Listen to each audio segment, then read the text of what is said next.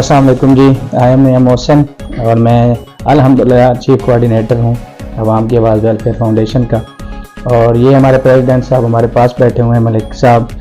हमारा जो मोटिव है, जो मकसद है, उसको लेके चल रही हैं। तो आपका सवाल था कि हमारी जो वेलफेयर है, अवाम की आवाज़ वेलफेयर फाउंडेशन, वो क्या काम कर रही है, किन किन मकासद पे काम कर रही है जी। तो जो बच्चियां जवान हैं जिनके पास जहेज के मामलात नहीं है, पैसे नहीं होते, तो हमारी कोशिश होती है कि यार हम अपने दोस्तों के साथ मिलकर, डोनर्स के साथ मिलकर, और जो लोग इस तरह के इतने वसाइल नहीं होते कि वो कब्र की खुदाई के बाद उसके ऊपर स्लैपें डाल सके, उसका कफन का जो मामला, गुस्ल के मामला कर सके। अस्सलाम वालेकुम जी। आई एम मोहसिन और मैं अल्हम्दुलिल्लाह चीफ कोऑर्डिनेटर हूँ अवाम की आवाज़ वेलफेयर फाउंडेशन का। और ये हमारे प्रेसिडेंट साहब हमारे पास बैठे हुए हैं, मलिक साहब, मलिक रशीद अयूबी साहब। ये मेरे बहुत अच्छे दोस्त भी हैं और हम सारे मिलके हमारी काविशें हैं कि जो हमारी कोशिशें हम कर रहे हैं अपनी वेलफेयर के हवाले से। इसके लिए बहुत सारे क्वेश्चन जो हैं वो काफ़ी लोगों के जहन में होते हैं, मेरे जहन में भी काफ़ी सारे थे कि हमारे राइट्स एंड ड्यूटीज़ क्या हैं अकॉर्डिंग टू द हमारी वेलफेयर। तो अभी मैं इंशाल्लाह डिस्कस करूंगा डॉक्टर साहब के साथ, आप लोग भी मेरे साथ रहिएगा। अगर किसी को कोई क्वेश्चन रेज करना हो तो मेरा नंबर भी आएगा, डॉक्टर साहब का नंबर भी आएगा, बाकी दोस्त भी बैठे हुए हैं मेरे साथ, तो आप हमसे ये क्वेश्चन कर सकते हैं। मीनवाइल मैं डॉक्टर साहब से कुछ सवाल करना चाहता हूँ अपनी इस वेलफेयर फाउंडेशन के हवाले से।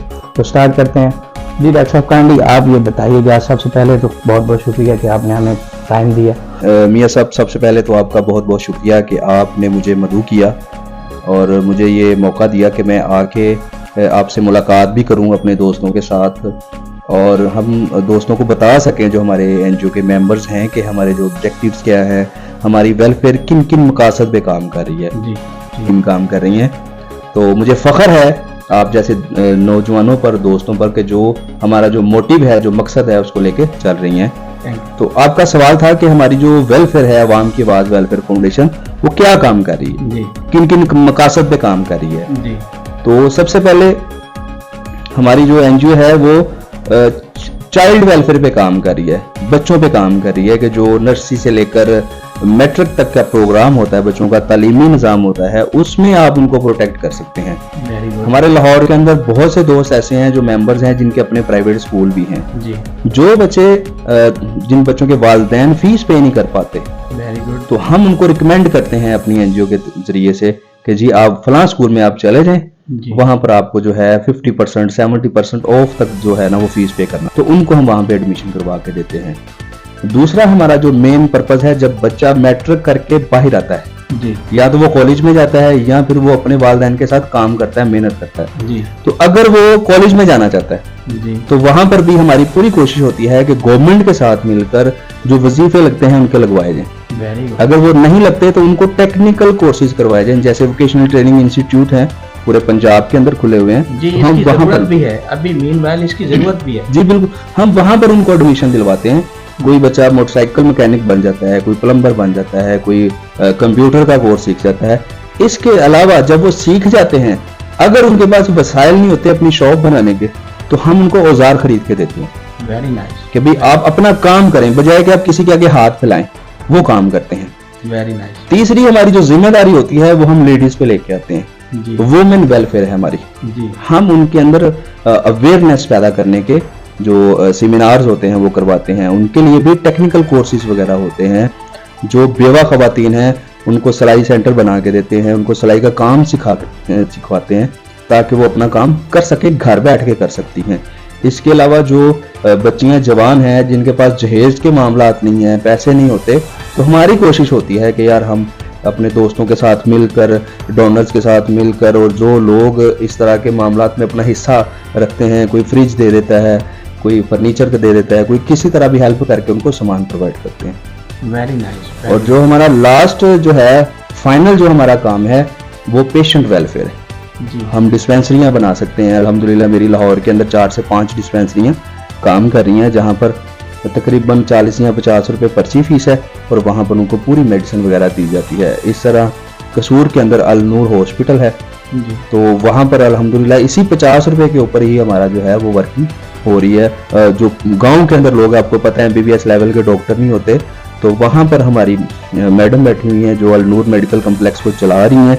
तो हमारी वेलफेयर उनके साथ मिलकर जो है वहां पर 50 रुपये पर्ची फीस पे उनको अवाम को ट्रीटमेंट दिया जा रहा है।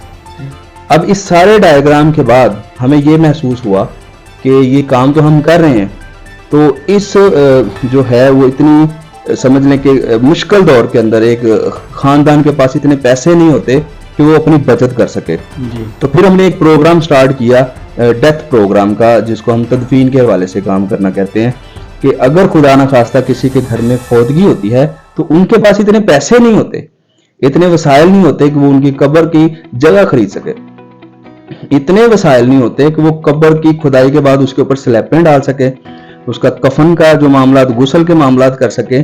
तो हमारी जो टीम ने फिर ये डिसाइड किया कि हम अपने बाकी प्रोग्राम्स के साथ साथ इस प्रोग्राम को हम ज्यादा तरजीह देंगे, और अल्हम्दुलिल्लाह इस पर हमने बहुत ज्यादा काम किया हुआ है। अब इंशाअल्लाह ताला ये जो हमारा फर्स्ट मंथ आ रहा है 2024 के अंदर 1 जनवरी आ रहा है, आप देखेंगे कि हमारी एनजीओ खुद जो कब्र के ऊपर जो स्लैब्स वगैरह डाली जाती हैं वो तैयार करना शुरू हो जाएगी, और लाहौर के अंदर या पंजाब के अंदर किसी को भी ज़रूरत पड़ेगी वो हमें कॉल करे। जैसे आपने बताया कि स्क्रीन के ऊपर हमारे नंबर चल रहे हैं, मियाँ साहब का भी चल रहा है, मेरा भी चल रहा होगा, तो हम हमें कॉल करें तो हम उनको जो कब्र की जो स्लैब होगी वो फ्री वहाँ पर पहुँचाती है। तो वो किस लेवल पे जाके बात कर सकता है? मतलब ये नंबर्स तो व्हाट्सएप के ऊपर चल रहे होंगे ना, अगर फील्ड में ये मामला होता है तो वो किस लेवल के बंदे के पास जाए? इधर वो आपके वॉलंटियर काम कर रहे हैं, आपके मेंबर्स काम कर रहे हैं, किन लोगों के पास वो जा सकता है? हमने पूरी कोशिश की है और ये कर भी रहे हैं कि लाहौर के अंदर जितनी भी यूनियन काउंसिल लेवल तक लोग हैं हम वहां पर जा रहे हैं, उनको अपना मेंबर्स बना रहे हैं। और अगर हमारी ये जो वीडियो कोई ऐसा बंदा देख रहा है जो हमारा मेंबर बनना चाहता है, जो इस कार्य खैर में अपना हिस्सा भी डालना चाहता है और हमारा मेंबर बन के अवाम तक उनको रिलीफ भी देना चाहता है, तो वो हमारा मेंबर बने। हम ये चाह रहे हैं कि यूनियन काउंसिल लेवल पर हम तमाम लोगों को अपना मेंबर्स बनाएं और वहां पर उनको एक क्राइटेरिया दे दें, जैसे पीपी लेवल है या एनए लेवल है या टाउन्स है, वहां पर अपने पॉइंट्स रखेंगे, वहां पर स्लैपें वगैरह पड़ी होंगी, वहां पर हम तशहीर करेंगे, लोगों को अवेयरनेस देंगे कि फलां जगह से फलां एरिया का बंदा है, वहां पर उसको अगर जरूरत है तो फलां बंदे के पास जाके वो स्लैपें वो ले सकता है। Very nice. भी यही था कि मैं चाहता हूं कि नौजवान हमारे दोस्त जो इस वक्त फिर रहे हैं वो हमारे साथ तावन करें इस मामले में। ये एक कार्य खैर है, सदका खास है कि वो हमारे साथ मिलें और डॉक्टर साहब की इस काविश में उनका साथ दें। जी बहुत शुक्रिया मोहसिन भाई।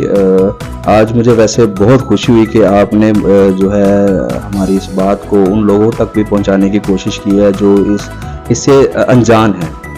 तो हम फंडिंग बॉक्स भी लगा रहे हैं अपने मुख्तलिफ जगह के ऊपर, तो अगर किसी की शॉप है या कोई इदारा है वो चाहता है कि हमारी वेलफेयर की हेल्प करे, तो वो अगर वैसे हेल्प नहीं कर सकता तो हमारा बॉक्स वहाँ पे फिट करवा सकता है, लगवा सकता है और अपने आसपास के लोगों को बता सकते हैं। हम चाह रहे कि हम आपके इलाके में काम करें। हमें वो पेन महसूस होती है, हमें बड़ा दुख होता है कि इस पुरफितन दौर के अंदर कि जब हमारे पास इतने वसाइल नहीं है कि हम अपना खाना खा सके, बच्चों की तालीम को लेके चल सके, बच्चों को नौकरियां दिलवा सके, तो काइंडली आप भी हमारे साथ मिलकर इस कार्य खैर में हिस्सा डालें।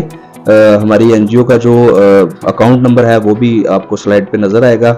अगर आप जैस कैश या इजी पैसा करना चाहते हैं, फंड देना चाहते हैं, तो लाजमी हमें फंड करें।